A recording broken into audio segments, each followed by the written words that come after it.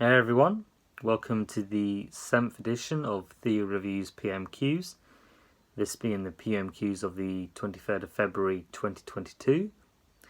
Now obviously today's PMQs was a bit different than normal because most of the previous PMQs have just been a way for Boris to try and maintain his leadership and sort of just flustering and chest beating, but obviously with recent events going on with Russia, Ukraine and Putin, today was a lot more of a serious PMQs than normal. So I've got my notes, I've got my Cooperative Party pen, let's get straight to it. So Boris Johnson opened by talking obviously about the Russian aggression and the aid that has been sent to Ukraine so far. He also mentioned Team GB's recent achievements at the Winter Olympics and also the passing of the former MP Sir Richard Shepherd. Keir obviously echoed on the passing of the former MP Richard Shepherd, and he also talked about, in the event of an invasion, a PM said he would release a full package of sanctions. If not now, when? Boris Johnson replied with that the UK has, been offering military support, and that the House can be in no doubt of the package that we said yesterday, and that there's more to come, and that they will work in lockstep, with their allies in unity, because obviously Russian aggression needs a unified allied response. Keir Starmer responded by saying, he's already heard the Prime Minister on this, and if the Prime Minister does bring a full package of sanctions, that he will have the full support. The full support of the Labour Party. Boris Johnson then replied that he is grateful for support from the opposition, and that obviously everyone hopes for a peaceful resolution to what is going on, but they are ready to escalate sanctions.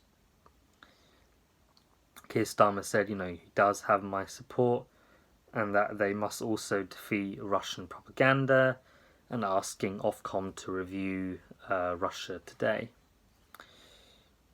Boris Johnson said that they have already asked, but to remind him that they are a country of democracy and free speech, which is why they've left it to Ofcom to investigate Russia today, rather than the politicians saying just to close it down. Keir Starmer reminded him that he said he did wish for a review, not for the politicians just to close them. He also said that it's time for everyone to come together and unite in the coming days with this crisis, and that Boris Johnson said the coming days will focus on accelerating sanctions. Keir Starmer said there's no reason for delay, and that Labour has also proposed an amendment on the election bill to stop the flood of foreign donations, especially from Russia. Boris Johnson tried to say, we already have strict rules, and he tried to talk about how a member of the Chinese Communist Party has made the biggest donation to the Labour Party. Keir Starmer said, he must look again. He said that, he said that Putin thinks we're too corrupt to act, and that we must stand against Russian oligarchs and flooding money into the UK's political process. Boris Johnson said, no government, is stronger than ours. No government is doing more. So I'll just touch briefly now on the SNP and their Westminster representative in Blackford, because they're the second biggest opposition party. Ian Blackford opened by saying that the SNP is united against the invasion, and that we shouldn't have to wait for the invasion to stop corruption, basically. And that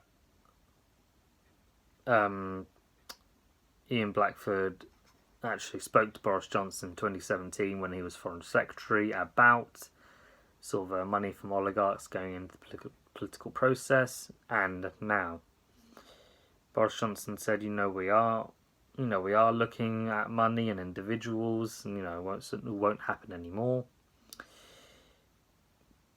Ian Blackford obviously said, the meeting I had was 5 years ago, and a lot of money from Russian oligarchs have gone to the Conservative Party, and how can our allies trust this? He even mentioned about an American think tank saying, we can't trust Britain because of the amount of money that's gone to the ruling Conservative Party. And Boris Johnson tried to say, obviously, we do not raise money from getting money from Russian oligarchs, which I don't think is particularly true, unfortunately. I mean, there's always the famous joke about, London grad.